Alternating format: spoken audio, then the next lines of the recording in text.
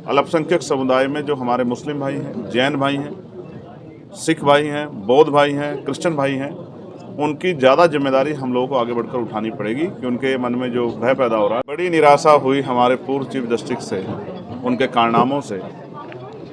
मैंने जैसे कहा, आपने प्राइम मिनिस्टर को लेकर जो सवाल मुझसे पूछा कि प्राइम मिनिस्टर ये कहते हैं मुझे दुख होता है, इसी तरह से वो भी बहुत अच्छी मीडिया बाइट्स देते थे हमारे पूर्व चीफ जस्टिस, लेकिन जो बाद में उनके द्वारा किया गया और उनकी निगरानी में जो हुआ उसका खामियाजा देश भुगत रहा है। तो मैं इस पर बस इतना ही कह सकता हूँ कि पहले तो पार्लियामेंट में वर्शिप एक्ट जो है उसकी जो खामियां है उसमें अमेंडमेंट बिल लाके वो दूर करनी चाहिए।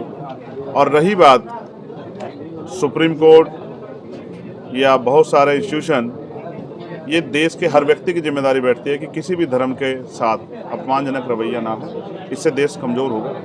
और जो सियासी साजिश की जा रही है अपने निजी फ़ायदे के लिए, जबकि उनके बड़े लीडर्स भी कह चुके हैं कि हर मस्जिद के नीचे मंदिर मत ढूंढो, लेकिन मुझे लगता है कि आज वो उनकी सोच से भी आगे निकल गए हैं। ये माहौल उन्होंने बनाया, इसका खामियाजा भी उनको भुगतना पड़ा। कि उनका जो काम है वो सराहनीय है और उन्होंने हम लोगों को बुला के जो इज्जत बख्शी है उसके लिए भी मैं उनका शुक्रिया अदा करता हूँ। और मैं उनको विश्वास दिलाता हूँ कि जब भी उनको हमारी ज़रूरत कहीं होगी तो हम आगे बढ़ के जो हैं उनके साथ खड़े रहेंगे और उनकी उम्मीदों को पूरा करेंगे। गृह मंत्री अमित शाह ने पार्लियामेंट में बाबू साहब का अपमान किया है, काफ़ी दिन बीत चुके हैं, अभी तक माफ़ी नहीं मांगी है, क्या कहना है? सभी पार्टियों ने लगभग प्रदर्शन कर लिया है, अब तक तो माफ़ी मांगी नहीं। तो मैं भी इस बात को समझता था, मैंने तय किया अपनी पार्टी संगठन के लोगों के साथ बैठ के कि इस बार इसका परमानेंट सोल्यूशन ढूंढना है। जिस सत्ता के नशे में भारतीय जनता पार्टी के लोग इस देश के संविधान को और महापुरुषों को अपमानित करने का काम कर रहे हैं,